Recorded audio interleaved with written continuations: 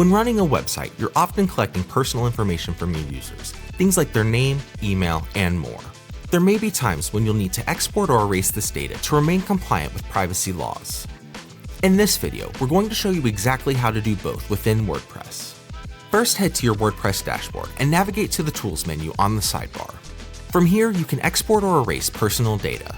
To begin either process, enter the requester's username or email address.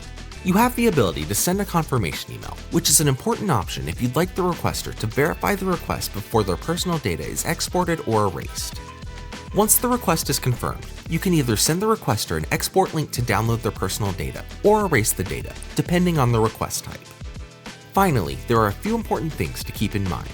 Some data may be stored by plugins, themes, or third-party services, so WordPress may not automatically export or erase everything connected to a user. Also, as a best practice, always verify the identity of the requester before handling any sensitive data requests. And as a quick tip, if you use Gravity Forms, you can easily export all the entries for a form, as well as delete submissions from the form entries page. For more information on managing your data with Gravity Forms, check out the links below. That'll do it for this video.